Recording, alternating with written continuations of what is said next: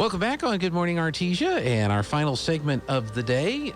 Nancy Husselman here from the Eddy County DWI Task Force. How are you doing this morning? I'm fantastic. Well, I good. choose to be fantastic. You choose to be. Yes, I choose to be. Whether you are or not. I am. I got to see Bambi last night at Walmart. That's my first trip to Walmart in 3 months. Seriously? Seriously. 3 months? Yeah, my daughter's been taking care of that, which is just hunky-dory with me. Yeah. But my poor little dog ran out of dog food. And that's a necessity. Yeah. So did you actually go into the store? I went into the store, Right. and I got to see so many people I haven't seen. But most of all, there's these two little kids come running in behind their mom, and for some reason, they just turned around and started talking to me. Mm-hmm. And I'm standing there thinking, I'm a stranger. You know, what are you two doing? These little guys. Well, so the little boy had to tell me all about his birthday. Oh, okay. Awesome. And it was just a good start to my trip to Walmart. Yeah. So, and then I got to see friends. It was just okay. Well, that's neat. And I didn't spend too much money. Yeah. But then I went and got gas. So I know. I think I went and filled up Sunday night when I got back from Roswell, and it was $5.29 diesel. And then I noticed it was $5.09 yesterday. And so I caught it on the wrong thing. I mean, usually when it's going up, you fill it up before it goes up higher. And I thought, darn it, if I'd have waited 24 hours, I'd have saved 20 cents a gallon. But it's just crazy how expensive fuel is right now. yeah, I just needed to have a tank, but I wanted to keep it full, and it was over $50. And I thought, Well, I filled up the diesel truck the other day. It was 102. Oh. yeah. And then when I filled up Sunday night, I thought I was going to go over 100, but it clicked at 92. I didn't hit 100. Wow. Well, my son filled his up, or tried to fill it up, but it would only let him put so much money in there, I guess. I don't know how it works. Some But work his that was way, yeah. 147, and it wasn't full yet. I know. So I just had to stop. Yeah, it's really having an impact on everything. It is. And if, try to ship something somewhere, Right. You've got fuel adjustments that are in that. Every business that is ordering stuff shipped in to either sell or manufacture or prepare the transportation costs are more expensive. So it's going to affect a lot of things for a while, and people are going to have to make choices that they wouldn't normally have to make, Well, I thought, I'll just kind of cut down on my driving a little bit. Yeah. I don't know about you, but when I say something like that, things just get all out of whack. I've been to town every single day a couple of times. So how's that working out? It's not working out for me one little bit. So Yeah, I know. And then I figured out, normally when I go to a ball game, I don't have anybody ride with me. They usually get there on their own. But lately they've been saying, "Can I ride with you?" Well, can I ride with you? who's going to put gas in what? That's the question. So hopefully this won't last a long time, but we are going to be dealing with it for a little while, unfortunately. Yes. So, well, you brought Bambi back with you. I did. And she's going to talk to us about, what did you say a while ago? Just what to expect when you call 911 okay. in general. Bambi is with the Regional Emergency Dispatch Authority. It is the when you call 911, Yes. that's the center, the dispatchers that handle those calls for Artesia, Eddy County. All of Eddy County, All of except Eddy for County? the city of Carlsbad proper. Okay. Yes. And last time we had Bambi on, we talked about, like if you're on the road driving and you see maybe a drunk driver or something that doesn't look right, what to try to do when you make that call. But we kind of talked a little bit about just calling 911 in general, and so that's what we wanted to talk about today. If someone is in a emergency situation and they want to call emergency services, what can they expect? How does this whole thing works when you take your cell phone or I was going to say pick up the phone, but who has phones anymore, you know? So when you grab your phone and you hit the emergency button or you call 911, walk us through that whole process. Sure. The first thing you're going to get asked is, we answer our phones, 911, where is your emergency? So as we train our dispatchers, we can send everyone to somewhere. We can send no one to something. So what we first need to know is where, of course. Then we're going to ask what. So that's one thing that people usually call in. They'll start just telling us the story of what's going on. That isn't as important to us as where. So that's the very first thing. Now, a lot of people aren't maybe familiar with their environment or might be visiting a friend and don't know the address. Cross streets, intersections will help us get there. So that's one thing to always be cognitive of when you're calling 911 is, where are you? Mm-hmm. Yeah, that's going to be the very first thing we ask. Then from there, we'll go on to the what. Okay. As far as the location, show you how behind on this I am. I remember the implementation of E911. Yes. At some point, was that not to help with the identification of where a call was coming in, or have the cell phones changed all of that? The technology has changed greatly. So we still use what they call enhanced 911, E911, and that triangulates your position off of the cell phone towers that you're calling from. But the degree of certainty for that is quite wide. So now we use, and we talked about this last time, the Rapid SOS product that uses your cell phone's Wi-Fi and GPS to give us a better location. However, that still depends on your cell phone carrier, if they've opted into that technology or not. So we still need to know where. And that technology can be wrong sometimes. So we're always going to verify that information with you anyways. Even though you may have an idea, right, based on this cellular data as to where the person is calling from, it's still the first piece of information that you need to know or to share is, where are you? Where are you? Mm-hmm. And then once we get the what, we ask for descriptors. And the way we teach this to our dispatchers is we're going to ask for the things you cannot remove first to the outer layers. So for a person, that would be skin color, height, hair color. Then we go to clothing and glasses. Anything you could remove is the least important thing to us. It's the things that you could not remove. So when you're calling in and giving a description of a person, rather than he's in a black hoodie, let me know, is he a tall person? Is he a short person, Hispanic, white, whatever that is. Mm-hmm. So that's going to be the next thing we'll ask when we ask for descriptors.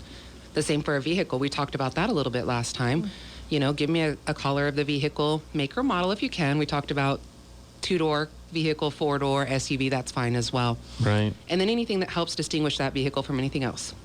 You know, damage from wrecks that might have happened previously, stickers on the windows and stuff like that. That'll help us a lot. It'd be very important because we had Captain Moore from the Sheriff's Department, and he said a lot of times they get a report, it's a white pickup. There's only a few of those in this county. And after we had that conversation, I kind of tried to pay attention a little bit. And my gosh, I'd say 60 to 70% of all vehicle pickup trucks are white. White. So yeah, it'd have to be things like decals of company decals, or wreck damage, or other things like that to differentiate the white. This white pickup truck from that white pickup truck, or something like that. And that's very hard for the officers to sometimes find because, like you said, I drove once just in the middle of the day, and I was going to Lubbock, and Kelly's Cafe, I think it is. I drove past there, and I said, well, there's 50 of my reckless, careless calls that I've ever had, because there was 50 white trucks there in the parking lot, it seemed like. Yeah, so it's so be a little bit, and it's probably hard to do, especially if somebody is calling because they've got a family member who's ill, or a fire emergency or something like that. I'm sure your folks are trained to try to help people. Yes. To get that information from somebody who's in a tense or a panicked situation. That's one thing a lot of the public doesn't know. To be a telecommunicator dispatcher, the first year in your employment, you'll have 250 national and state certified hours. So yes, they are trained, and it takes them about 6 months before we let them start to answer calls on their own or start dispatching on their own. Wow. There's a lot of training. We specialize our training in law enforcement, fire, and emergency medical dispatch. So we do a lot of training. So the questions they're asking you on the line might seem annoying, but they're very important to the responders. Yeah, because when you're in that situation and you need help, he's having a heart attack. Get over here now. And so you have to be trained to be able to get the information that you need from someone who is dealing with that type of a situation. Right, and I think it helps if you're a calling party, you know that we are trained and we're going to ask those questions, and we're not just asking to make small talk or, really. just fill up some time. But I think we mentioned last time, never in the life of just get here has that ever helped anyone. Just get here, because that's what we get a lot. Just get them here. Just get them here. I need them. Where's here? Where's here is important, and what are we dealing with? And we have to take into consideration on every call that we get officer and first responder safety. So we need to get a really pretty good picture of what's going on as we're dispatching that out to keep our first responders safe. Well, and you wouldn't want to send an ambulance out, particularly that you needed a police officer for. Correct. And things get all tangled up. Yeah. Yes. Well, a lot of times, though, I will see a fire truck and I will see an ambulance. Yeah. I know you're just dispatch, but I guess that's part of their protocol when they go out on a call is to have those units there. And that's another thing. Dispatch is trained to understand our agency's protocols, policies, and procedures. So we actually know why there's an ambulance and the fire truck. And usually that's because it requires ALS, advanced life support. And so they need someone to be able to do CPR and someone to be able to drive the ambulance to the hospital or wherever that might be. So we understand that dual response and how that matrix is made up. So once we get the where and the what, is there additional information that dispatch will try to learn from the situation that's being called in? Absolutely. There's another training. It's called the 5 W's. Okay. We need to know where, what, weapons. So we're going to always ask about weapons. Are they available or are they in use? Then we're going to want to know who, when. When is very important for us too. Is it in progress? So if you call and say, my house got broken into, is there someone there? Or did this happen last night or while you were on vacation? Because that changes the response for the police officers as well. Right. Do you ever have opportunity to talk to kids about this? So we've been going to the schools and trying to do public education at the schools. We'll go back to COVID. We were starting to ramp up and do pretty good. We have all of this training material. We go to the child safety fair every year, but then COVID kind of brought that back down. So we're hoping to get back into that for sure. Yeah, because that's very important, because the time, probably the younger people are the more impressionable at trying to learn this and remember this. Right. When it comes time to actually need emergency services. That's an interesting fact, actually. Some of our best calling parties are younger children. And I think we talked about this last time. They don't understand the gravity of the situation, so they just report the facts as it is. Where the older adults get really involved in what's going on and start to tell you the story of it. The kids are just reporting the facts.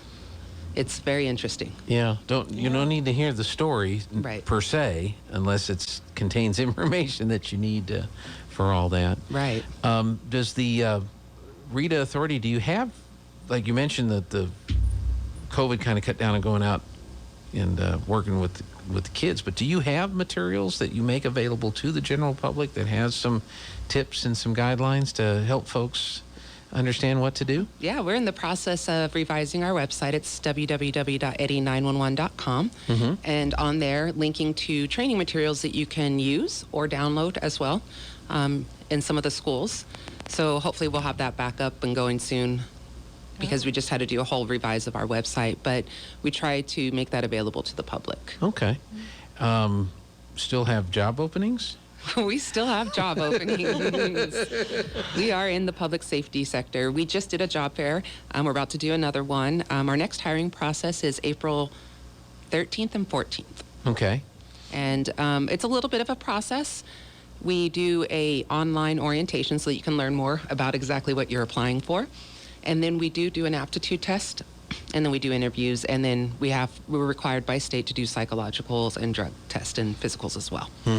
But we are hiring. Yeah, and you mentioned it takes a lot of training before you actually get on the phone, right? To start doing that? Yes.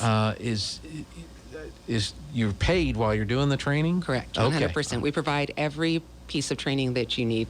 We tell people all you need to bring is we need a high school diploma or GED. We ask that you be able to type about 45 words a minute, which we call in dispatch land is very slow, but you'll pick that up. Most of my dispatchers now are 80 to 100 words a minute, and we do the rest. Okay. 100% paid for. Okay, and but there's a lot of training that's involved in order to get ready for that position. What type of shifts do you work? Do dispatchers work? We work the same as law enforcement, Okay. 12-hour shifts, and we shadow the SO. So we do 12 hours. It ends up being 14 days a month. The way our schedule is a full-time position. So we do that so that you have more days off and can spend more time with your family. They really seem to like that a lot. Good. I imagine that downtime is valuable. Absolutely. I bet it is. Yeah. Absolutely. You have to have that. I'm sure it's a very stressful job, depending on the